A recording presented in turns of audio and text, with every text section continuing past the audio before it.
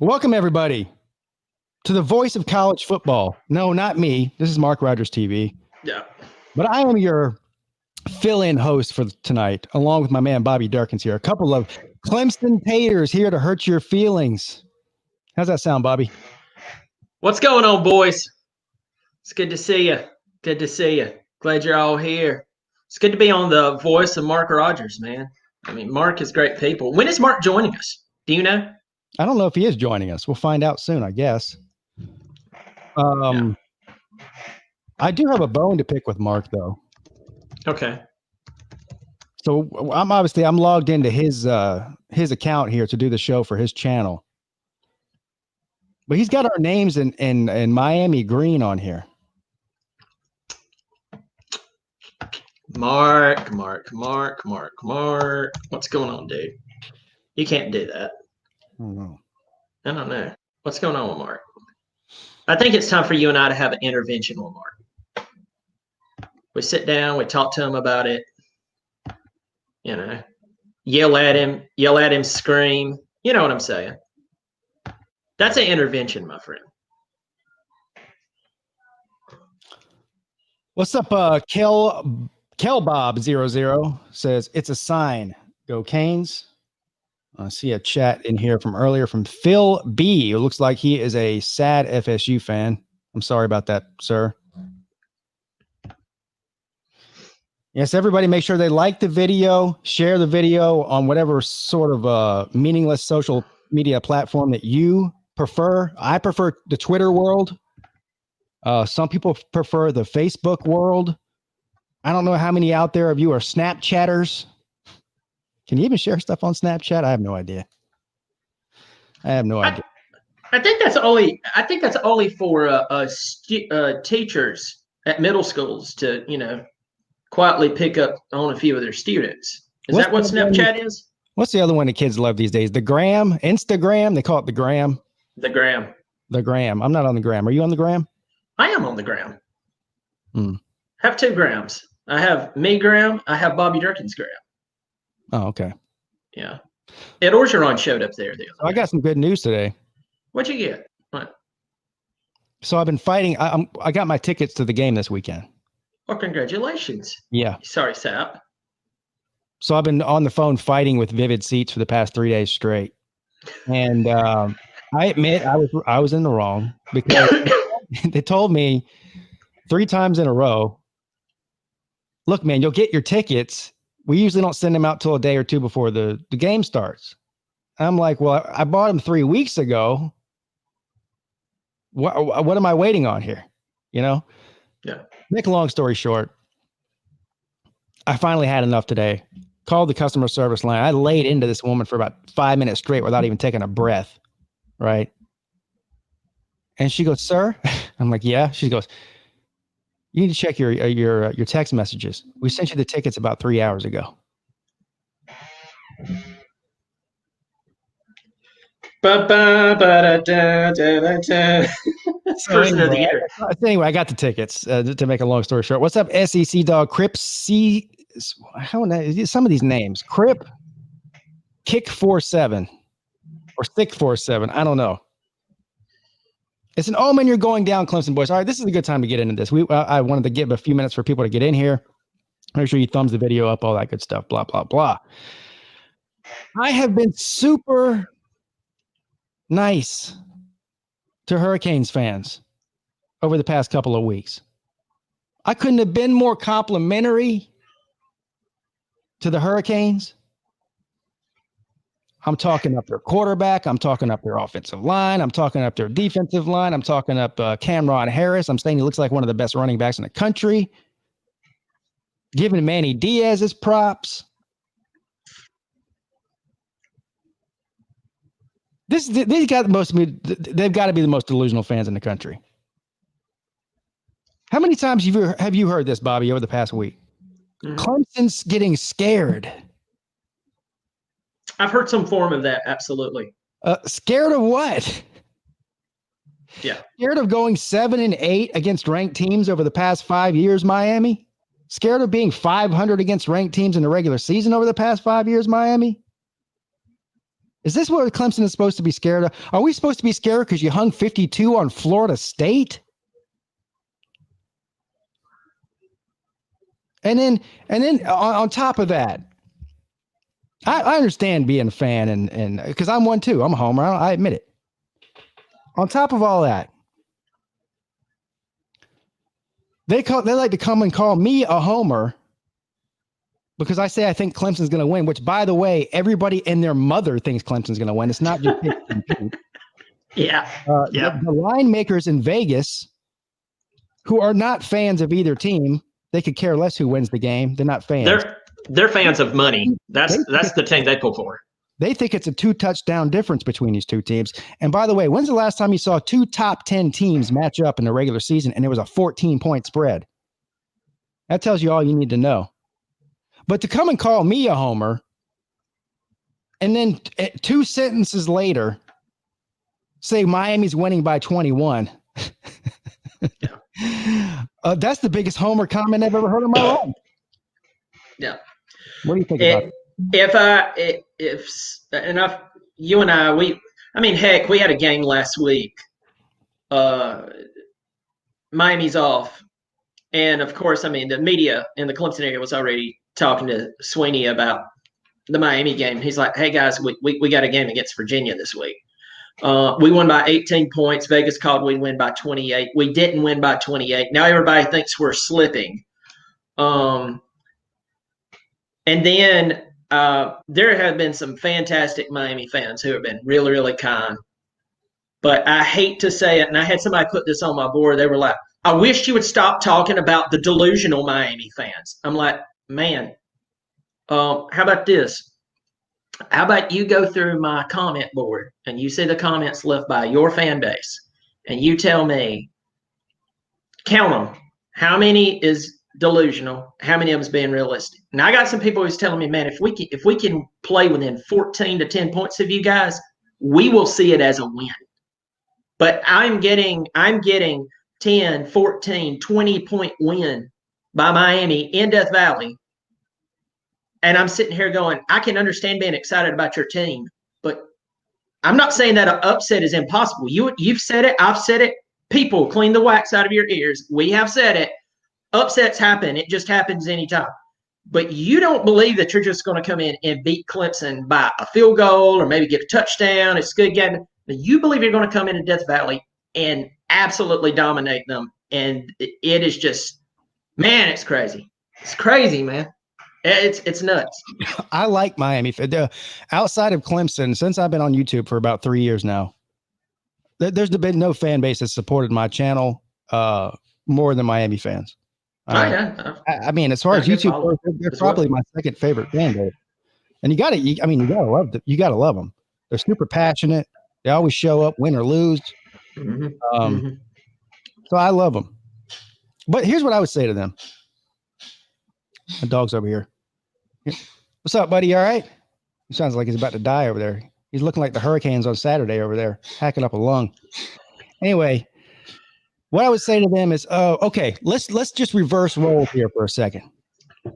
Let's reverse roles. Let's say, for instance, that Clemson was in Miami's position. Clemson had been in the ACC 15 years, 14, I don't even know what it is, too many years, hasn't won a single ACC championship. The last time two times Clemson and Miami met, Miami blew Clemson off the map. Miami had been to 5 straight college football playoffs, won 2 national championships. Is clearly one of the top 2 or 3 programs in all of America for the past half of a decade. Now, all of those things are going in Miami's favor, not Clemson. And then one year, 2020, Clemson at number 6, whatever they're 6 or 7. 7. Go on the road to Miami, who's been absolutely dominating college football for the past 7-8 years. After all this situation, and we're going to run around talking about how we're going to beat the brakes off Miami. How would Miami fans react to that? I'll tell you how they react to it. They'd point at us and laugh. Oh yeah. Like, yeah, that's cute. That's cute. Yeah. That's you boys keep believing that, and we're going to beat you this week, and that's fine. You guys, that's what they would tell us. Eddie, They would tell us. Eddie, Eddie, did you hear the story I just told? I reversed. Listen, somebody in the chat want to explain to him what I just said. Make it easier on me, please. I don't want to have to repeat myself. Sorry, go ahead. I mean, yeah. We would just be. Yeah, they would tell us to get lost. I mean, it's just like, are you kidding me? Are you kidding me? So and this was something I said on a couple of shows I've been on, a couple of things, a couple of comments I've made to people who were just, asked me my opinion about the game off camera, and asked me point blank, why do you believe that Clemson is going to win the ball game? Now, I could sit here and give you players. I could tell you about our coaching continuity. But I can promise you this.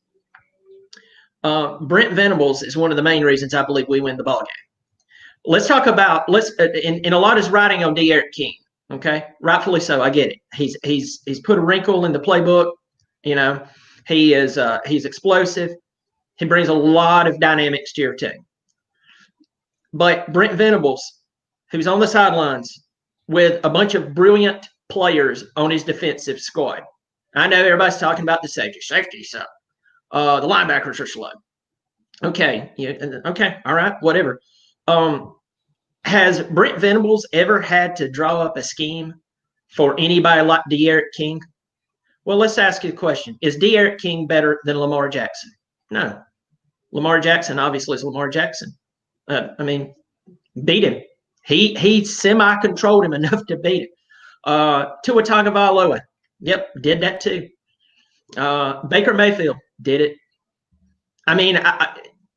Brent Venables is eat, sleeping, and breathing every move that D'Eriq King makes. And so my reason that I believe, aside from all the talent, for everything that you mentioned just a second ago, why I believe Clemson's going to win this ball game, could just hinge on Brent Venables alone. Just alone. He's that good at knowing how to. You can count on one hand how many quarterbacks has really got to Brent Venables.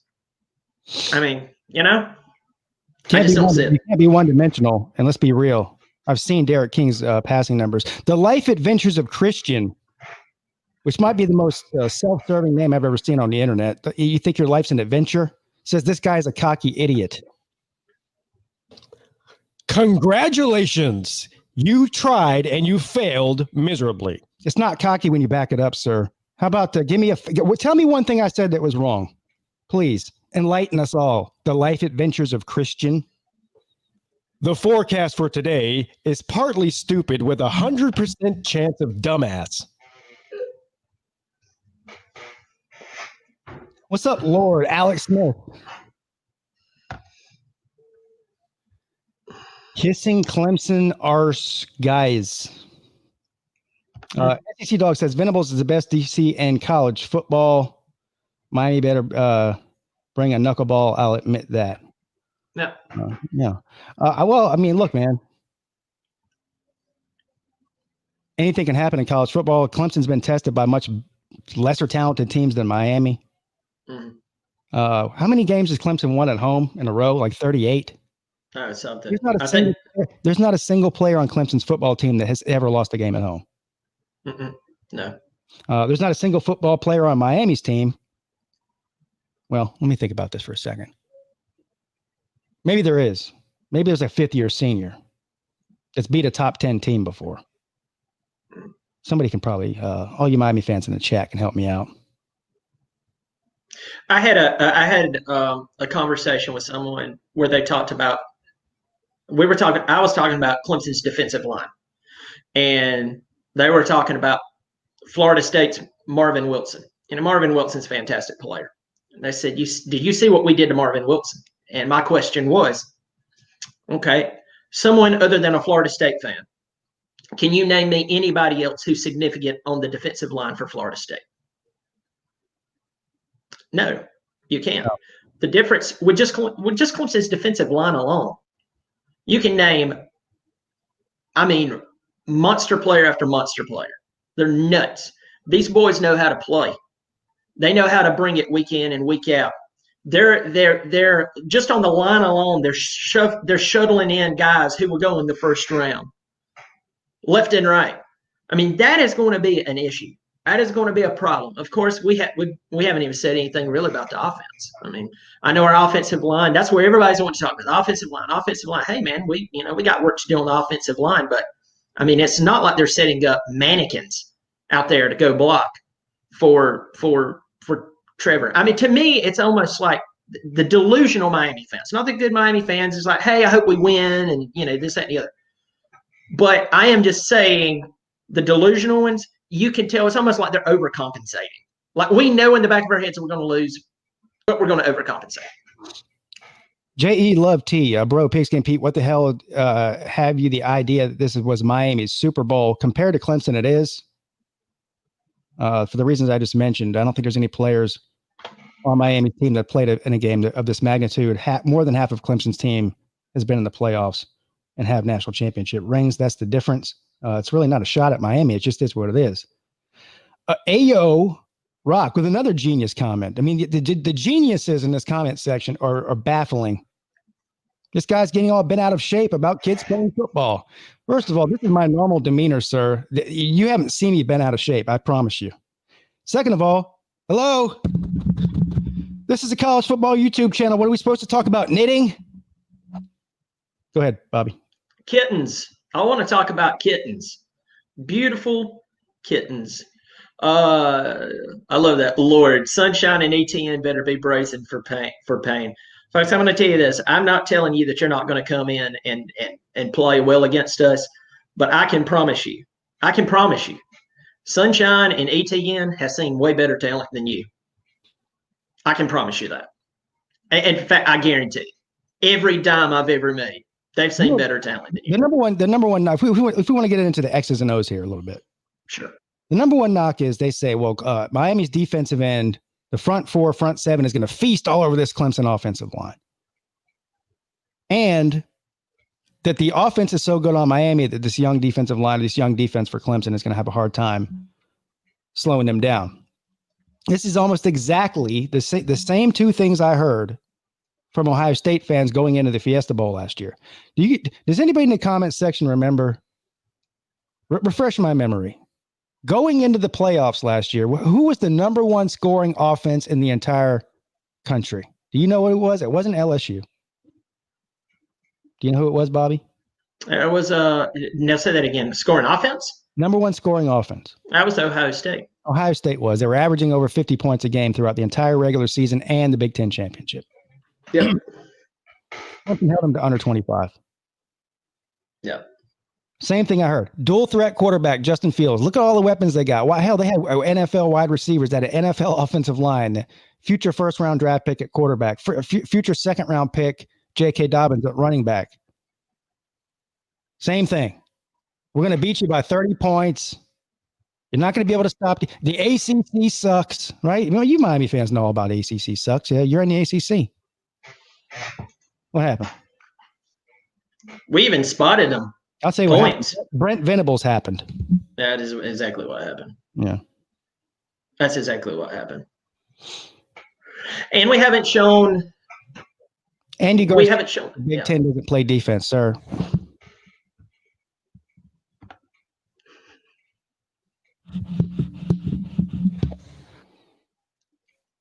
Sorry, go ahead. I don't think I've ever seen you lay your hat over on your mic. That was awesome. No, I mean, man, coming into this game, I mean, I say this, and I mean, it sounds so bad, but I'm just going to say it. This is Miami Super Bowl so far. So far. I'm just telling you. Kobe so Booker, far. You're right. Ohio State was one wrong route away from beating y'all. Guess what Miami is not? They're not Ohio State from 2019. Not even close. Miami is undefeated in Death Valley. What are they, 2-0? Something like that? I think so. I'm pretty sure Clemson's undefeated when they play at Miami, too.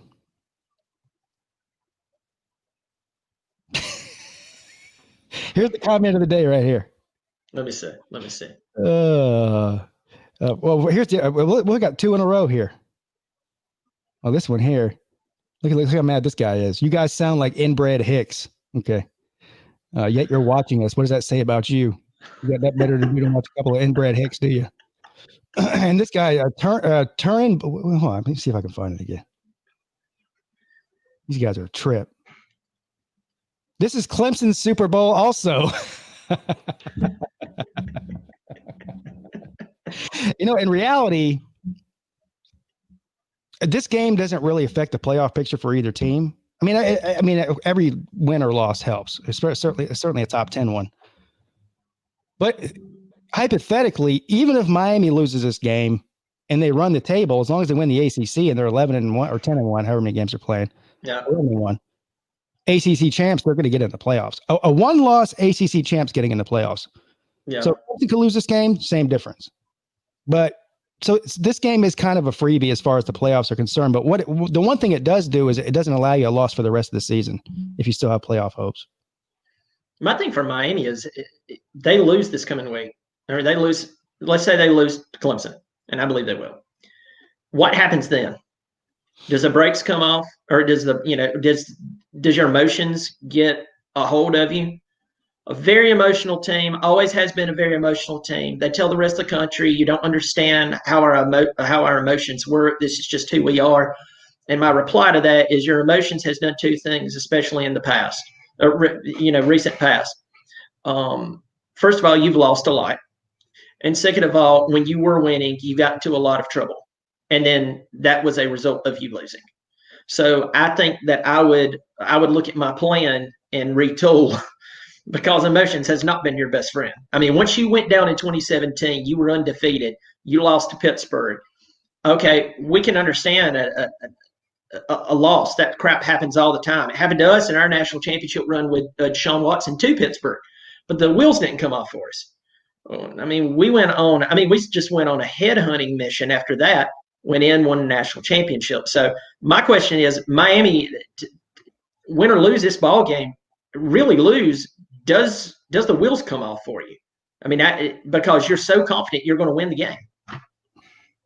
Man, Gina's comments keep coming in. You dorks laugh all you want, but you be crying if Clemson loses. You know how many people I've seen in my comment section on my channel tell me I'm going away after a loss? Oh yeah. And then they tell me they're going to be there after they lose. Oh, yeah. After Clemson beats them, never see them again. Yeah. I'll be here, win or lose, sir. Who's the next one? It says Clemson can lose to anyone, anytime. Clemson can lose. Not lose, but loose. Let's see here. AVO Entertainment's got a problem with the way we do the show. He says there's a lot of rhetoric and not a lot of breakdowns. Well, go watch ESPN, sir. I don't know what you think you're watching or who you tuned into. Okay. Plenty of ESPN breakdowns you can go watch if you really feel like it. That aren't here. They will break it down so much that you don't want to even watch a game. Yep. Well, any of you guys coming to the Clemson game? Any Miami fans in here coming up to Death Valley for this weekend? I'd like to know that. There is a hurricane coming. Not the Miami Hurricanes. There's actual hurricane coming. You know this? Yes. Yes. This is what it's going to sound like. Hey, buddy, you're out in a hurricane right now. You know that, right? Do you need some shelter? No, actually, I was out here looking for a lost ACC championship. I can't seem to find it. I was hoping you could help me out. Oh, man, you're on your own. I'm a prepper, but even the Canes aren't prepared for that shit.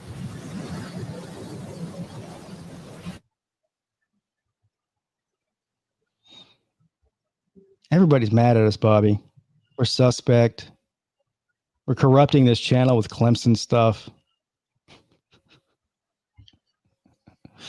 We have tainted it. You are the biggest whiners I've ever seen on the internet.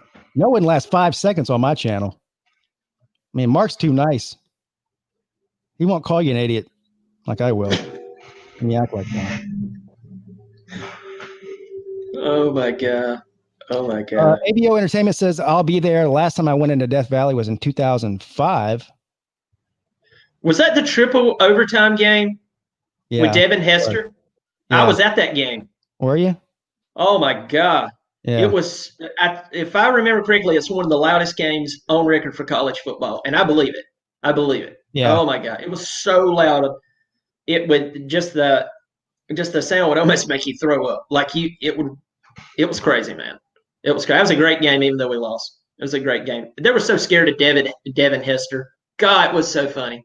They were so scared of him. Richard Hill says we're getting after Sunshine. You know what? That is the key to the game, Richard. Mm-hmm. I agree wholeheartedly. On both sides of the ball, defensive lines for both teams are going to be huge in this game. You've got to get after Lawrence and make him make some bad decisions. You know, Lawrence hasn't thrown a pick in 11 games. Mm-hmm. He's on fire this year so far. He can move around though, so he's not a statue back there. But I do believe that Miami's defensive line is good enough to give him some fits. Sure. Problem is, Clemson can beat you on the air or on the ground, or through the air on the ground. We haven't seen that from Miami. I'm not saying that Miami can't do it, but I heard a shocking stat this morning on the radio, and they were breaking down this game on the first team on ESPNU. So with Derek King so far this year, passes that travel over 15 yards, he's less than 20% completion. And we've seen that, especially in the first two games, he overthrew several receivers. Now, a few, especially in that Louisville game, he hit a couple of receivers in the hands and they just didn't help him out. They dropped the ball. So that wasn't his fault. But you cannot be one-dimensional against Clemson's defense. If Venables is going to get too exotic with his packages, they're going to bring the house. They're going to force Derek King to throw the ball. Mm-hmm. And again, I'm not saying he can't do it. They have a hell of a tight end too. So they have a couple of NFL wide receivers. They got an NFL tight end. Cameron Harris, again, he's a handful. But if they can limit it to the running game and make Derek King throw the ball, I think that'll be ideal. If Clemson gets up by 14 to 21 points coming down to the fourth quarter, are you really trusting Derek King to pass you back into the game? I'm not. To me, I look at Brevin Jordan. I've talked about Brevin Jordan for weeks. I've had people tell me, we have more players on our team. Yes, I know you have more players on your team than Brevin Jordan. Brevin Jordan, to me, sticks out as one of those guys who can go into the NFL and, barring injury or something else, I could see him playing in the big leagues for a very long time and actually doing something incredible. Harris doing really, really good things. The packages is what you were talking about just a second when you said that Venables is going to bring it. Remember, he brought a safety on a blitz against the great Tua Tagovailoa, and he's going to bring pressure from somewhere almost all the time, and you're not going to know where it's coming from. So I want to see how Derek King reacts to that. Herschel Bradley coming up with another stupid comment. Thank you, sir. The stupider, the better on this show. All right, this is not Mark Rogers TV. I don't know what you think you tuned into. So you two don't really follow teams other than Clemson.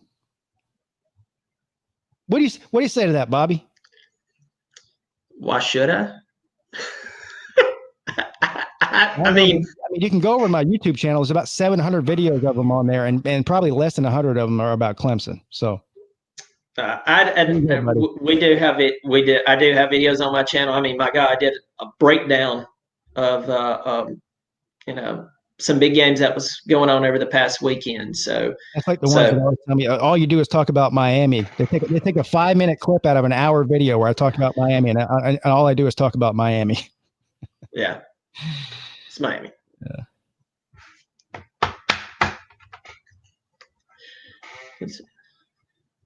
Joe Jackson, Clemson fans hosting the Canes channel. Shake my damn head. Mark is funny. He is, isn't he? That was a pretty gutsy move by Mark.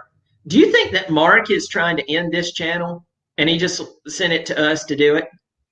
Do you think he's trying to bomb his own channel? Why are y'all on a Miami channel? Well, we came here to get spelling lessons from you. That was the first thing that we came for, but I Obviously, that's not going to work out. I think somebody is commenting on their phone while they're taking a dunk.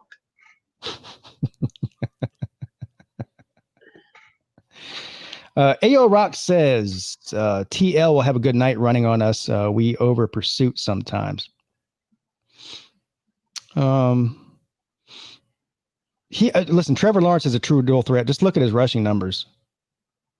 Hell, just look at his rushing numbers. His rushing numbers and passing numbers so far this year are better than King's. And King is supposed to be the elite runner of the ACC, right? Just ask Ohio State about how good of a runner Trevor Lawrence is. He outran their entire defense on a 60-yard run. That was really the play that won the game for them. Now, Pete, whoa. Now, Pete, if you ask Ohio State fans, they'll tell you that if you go back and watch that video, you'll see that one player slip, and had he not slipped, he would have been tackled. And my reply to that is, that's just football. He outran everybody. Yeah. Thank you, 904 Hurricane. Look at this, a positive. Is that a Christmas hat that he's wearing? It is. I like you, man. You might have even meant that sarcastically, but I like. Yes, I like you already with the Christmas hat on, the Santa Claus hat on. That's very nice. Andy Garcia wants to know, why are y'all on a Miami channel? What's up with Mark? Well, I'll give you 3 guesses why we're on Mark's channel. I'll give you a prize if you get it right.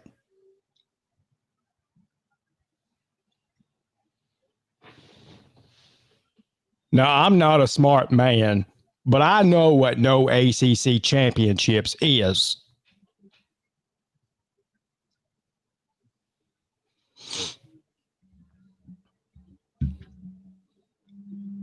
See, I thought we were on his regular channel too. And then when I found out that he was doing the Miami thing, I thought, my God, this is hilarious. This is great. Mark is passively basically pulling the leg of Miami fans via us. Yeah. Russell Harrison says, you were great on the Wholesome One show last night, Bobby. Go Canes. Hope it's a good game. I think we can all agree on that. Yeah. Thanks for watching me. It was good to be on there. And it was Bobby Durkin showed up, and then I showed up, and we had a good time. So I hope it's a good game too, Russell. It's been a while since I've seen you, but it's good to hear from you. Jay Skiller, I want to mess his name up here. Jay Scriletti. Is that what is it? Scriletti. I think it's Scriletti. ACC is harder than people understand. Well, the 2018 and 2019 were particularly bad for the ACC. From about 2013 to 2016 or 17, they were pretty good. Actually, really good. And I think they're making a rebound now. And they had 5 new head coaches last year. You don't have 5 new head coaches without 5 coaches getting fired. And coaches get fired unless your team's terrible. So, yeah. But, yeah, I mean, it's obvious that Florida State being down is a bad perception for the conference.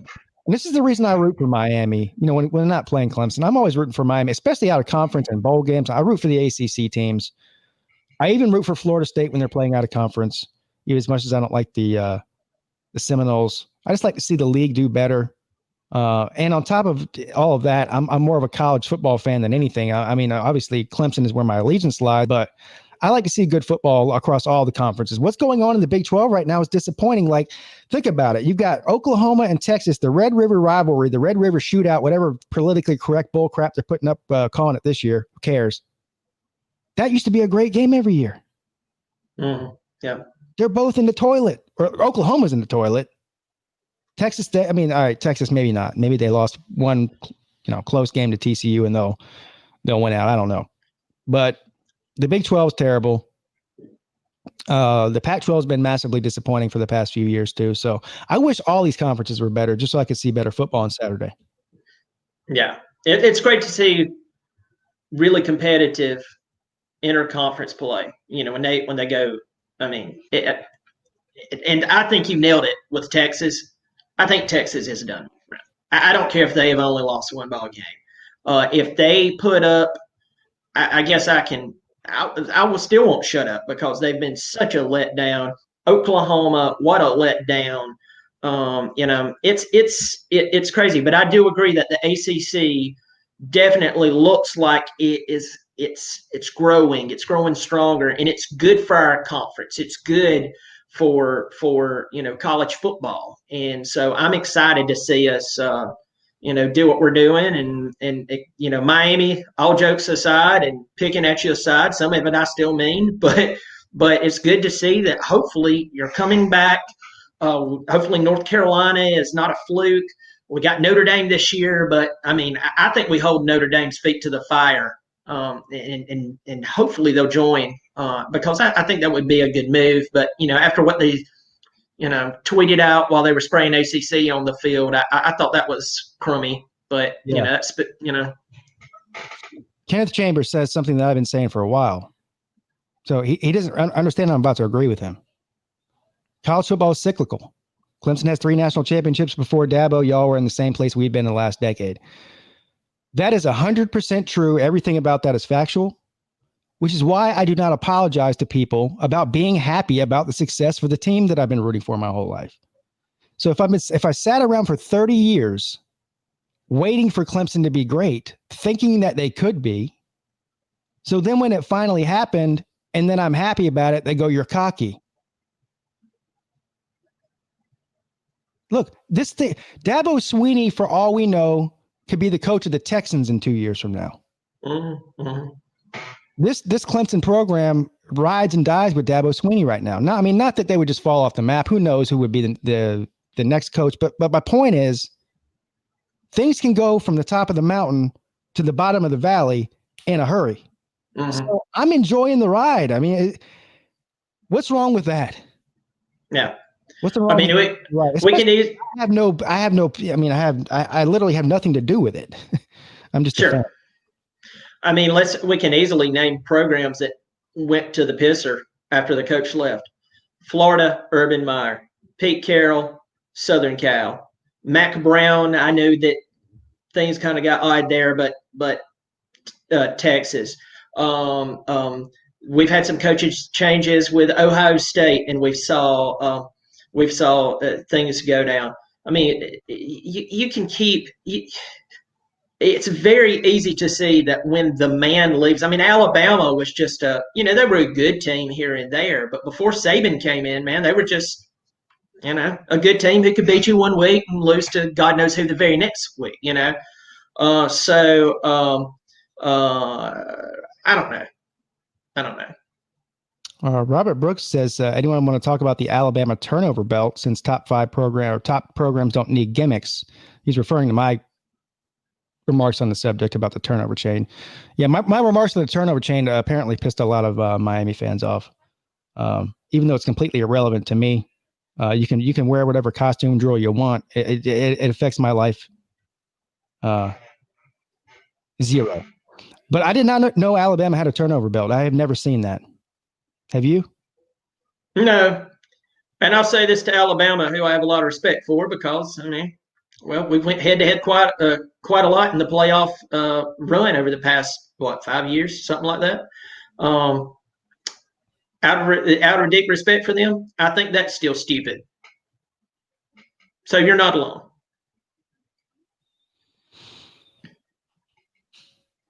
Luke Walker says Pete is dumb. Dumb. No. Armstrong versus Virginia Tech's third string quarterback are better than Sam Howell. Oh, I thought he was calling me dumb. He said Pixie and Pete. This dumb Miami fan said Brendan Armstrong and Virginia Tech's third string quarterback are better than Sam. Well, yeah, not surprising.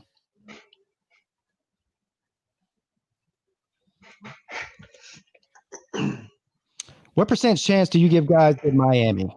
Says Joe M. Go ahead. Give me yours first.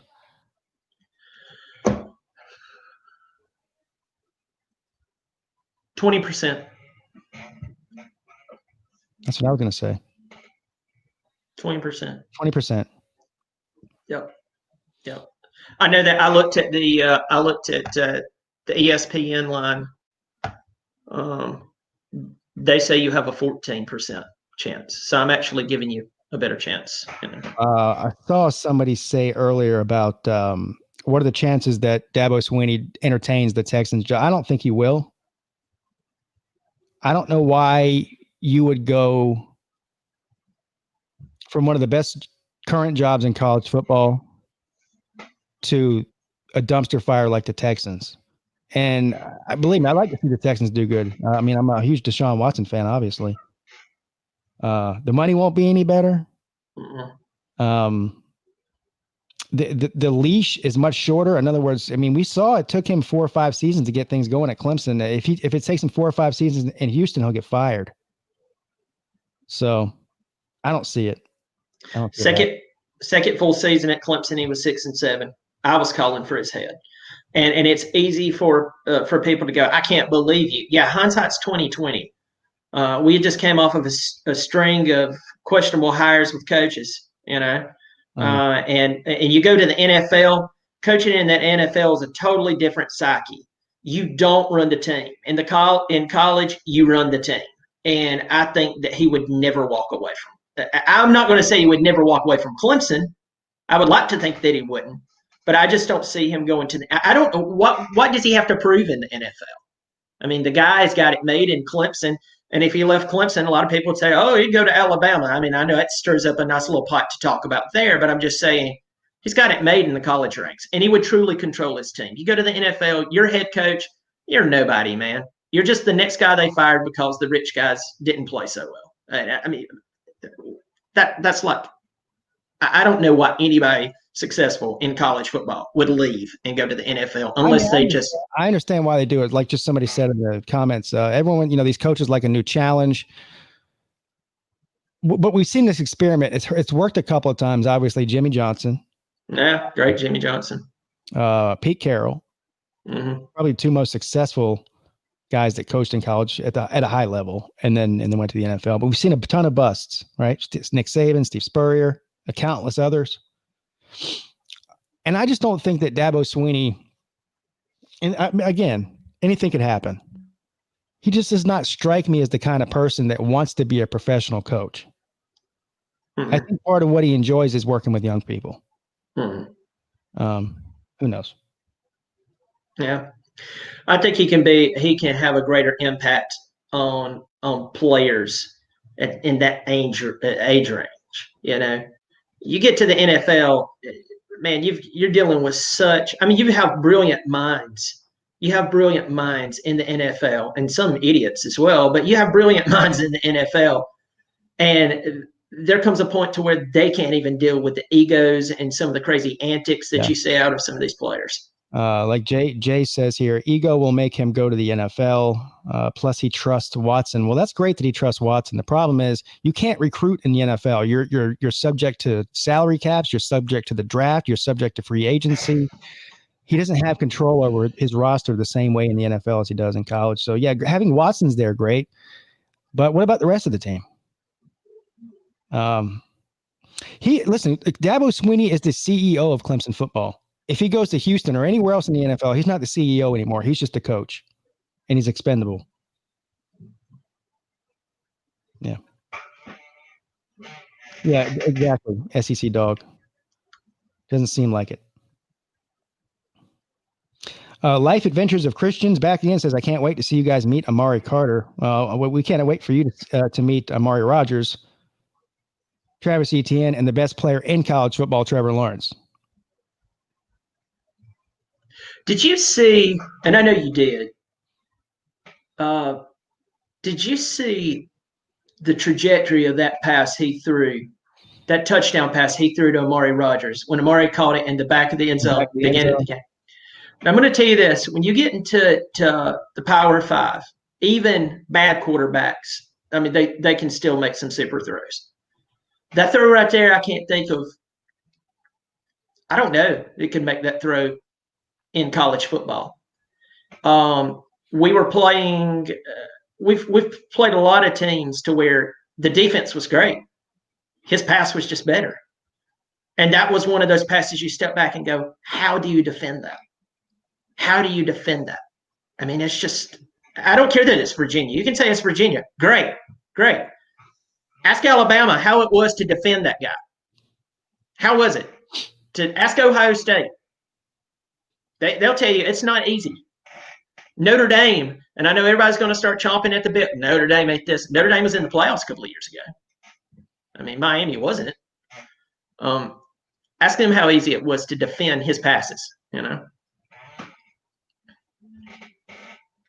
Kenneth Chambers pointing out that that Derek King had 50 touchdowns a couple of years ago at Houston. Did you know that? 50 total touchdowns. Mm-hmm. I do know that. Yeah. Mm-hmm. Yeah. So what he's doing here is he's insinuating that Derek King's better than Trevor Lawrence. Yeah. Whatever you say, buddy. The beware Clemson, because these college players are acting more like NFL players. Once players get paid, the landscape of college football may shift. Well, that is true, and that is a conversation for another day. We definitely don't have enough time or booze tonight to talk about that. I might need a Xanax on that one. Yeah. Jay says the Texans will be perfect for Dabo because of the cultural impact. Dabo would succeed in the NFL. The Texans because of Watson. Well, again, it's great to have a franchise quarterback, and Watson's one of the best players in the NFL. But it's just the NFL is not college football. And college football, you can have an elite first class quarterback and get away with win a bunch of games that you shouldn't win. In the NFL, it's just different. It's just a different thing. So he needs more than just Watson there. I'm not saying he couldn't succeed in the NFL, but I don't think the Texans is a good job. I don't think that organization is run very well. No. I mean, it's like some of these players who, I want to be taken first in the draft. Sometimes that's a worst thing, the number one pick overall, because, man, all of a sudden you're thrown into a situation to where you're supposed to come in and fix not only your role and what you're doing, you're supposed to come in and fix an entire franchise. Yeah. And you can't do that, man. If the front office is against you, they make dumb decisions. If the coaching staff has piss for brains, if half your team's not dedicated as they should be, man, you could be walking into a coffin opportunity. And I just don't know, man. I don't know. The NFL's a tricky beast, you know.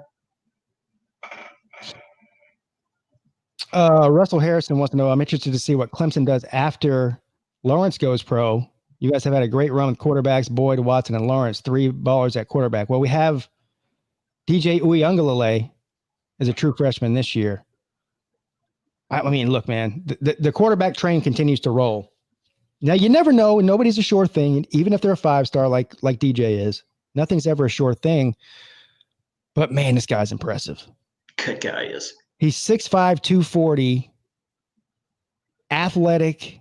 And so basically this is the comparison that I make. And I'm not saying he's Cam Newton, but he looks like Cam Newton physically. Mm-hmm. He looks like Cam Newton in a college uniform. He's actually bigger than Cam Newton was when Cam Newton was at Auburn. And he's only 18. And he's a better passer than Cam Newton never thought about being. So look, man, the future looks bright at quarterback for Clemson, at least the next 3 years. But we'll see.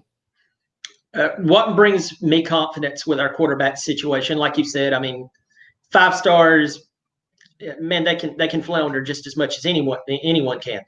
But our player development has been one of the greatest strengths of Clemson football. Yeah. And I really believe in DJ, but I also believe in our coaching staff. And I think you putting that together, it's just the perfect pieces to the puzzle. Mm-hmm. I want to know what Miami's going to do next year without King. Because listen, Miami has not had a elite quarterback in a long time, and they're not really missing. I mean, they've always had talent. That hasn't been the problem.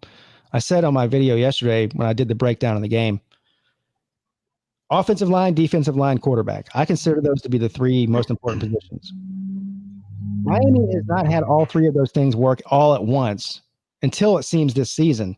And that's mainly because of the acquisition of Derek King. The offensive line's way better than it was last year. And the defensive line's always good. So you have all three of those things working in their favor this year. Now, Derek King leaves after this year, right? I'm assuming. I believe so, yeah. So I don't know who's next in line. I don't know. Maybe they have some hotshot quarterback that's,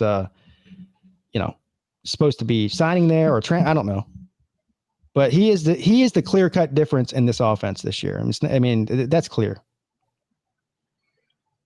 The signs that a team is growing and that they're maturing, that they're really pointing in the right direction is when they have that quarterbacks. They have somebody sitting and waiting. And I know that's difficult to do, but the University of Miami, I've said this several times to everybody who says that I've just picked at them nonstop. Anybody who watches me knows that's not the truth. I love picking at Miami. It's fun. Just as much as y'all like being cocky, I love just as much, throwing punches. It's fun. It's just college football. But I've said this about Miami. Miami is a sleeping giant, and I don't know if Manny will be the one who does it, but somebody will wake it up. And when they wake it up, because of the talent pool in that Miami-Dade area, just alone, and then South Florida, you guys could do so much. So you always, like you said, Pete, you always have good players here and there. I mean, sprinkled across the field. I felt like last year wasting the talent of Quarterman. And what was that guy's name? Pinckney. I mean, I was sitting there going, how does this happen? That didn't make sense to me. But anyway, you always have talent. Miami always has talent. But I agree with you. The trenches and the quarterback, that's a big mark of a team who's on its way to at least a 10-win season. I'm going to leave it before we get off here. I'm running out of time. First of all, I want to thank everybody that came in the chat tonight, even though giving you a hard time earlier, which is what I do. Believe me, it's not personal. I love you, Miami fans. Joe M. wants to know, in your corner of confidence, what do you predict the final score to be? So my final prediction as of last night that I broadcast on my show was 45-31 Clemson. So I think that I'm giving Miami credit saying that I think that they can move the ball on Clemson's young defense and score some points. I'm giving all the credit in the world to Cameron Harris and, of course, Derek King. They'll be hard to slow down. Listen, when's the last time anybody scored, outside of LSU, but when's the last time anybody scored over 30 points on Clemson? So I'm giving respect to Miami in that respect. I just don't see – Clemson's offense is so good. Trevor Lawrence he's playing the best football of his life. Of course, Etienne's back. Rogers, Ladson, Ngata, Galloway at tight end. They just got so many weapons. I don't see how Miami, unless they get a couple of turnovers or something to keep it close in the fourth, I think it could get ugly. 14 points is what Vegas says. 14 points is what I say. What do you say? Miami strikes first. I think they strike first. I think that they do some good things early on. And then I think that Clemson's continuity within their coaching staff, which people forget about, that's a big deal. It's a big, big deal. The culture, the talent, the overall depth of the team, and Clemson wins 38-24. So we both have 14-point spreads there. Yep. And so does Vegas. And I did that. I didn't care what, just for everybody to know, I didn't give a rat's rear in what Vegas said on this one. It just ended up being 14. I was just like, I don't understand the criticism of Clemson's defense this year. First of all, Clemson's got the 12th overall ranked defense in the country this year, and Miami's got the 29th. Miami gave up over 500 yards to Louisville. 500.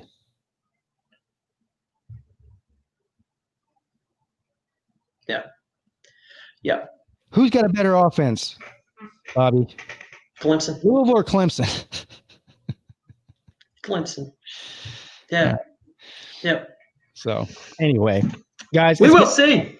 I appreciate it. Everybody go check me out. If you want to come check me out, if I haven't pissed you off to the hilt, you can come check me out on my channel. It's Pigskin Pete, PIGSKIN PEETE. I also do a show every single Monday at noon on my channel with Mark Rogers TV. The show is called College Football Coast to Coast. We do it from 12 to 1 every Monday. Where can they find you, Bobby? Bobby Durkins. Bobby Durkins, come check me out. DIRKENS. MOUSC. I'm kidding. Don't do that MOUSC part. But Bobby Durkins, come check out the channel. Even if you want to come over and hit the thumbs down, I love thumbs down. That I actually feed off of that. So please come check us out. It's been fun being on here tonight. Mark, thanks for having us. Hopefully we wrecked your channel. Yeah. And I'm looking forward to Saturday night. Yeah, me too. Everybody be safe. If you're going to the game this weekend, I'll see you there. Follow me on Twitter too, at Pete Pigskin. I'll be posting on my Twitter account where I am on Saturday in Clemson. If you guys want to come shake hands, have a beer or whatever, I'm up for that. All right, guys, be safe. Have a great weekend. Go Tigers. Go Tigers.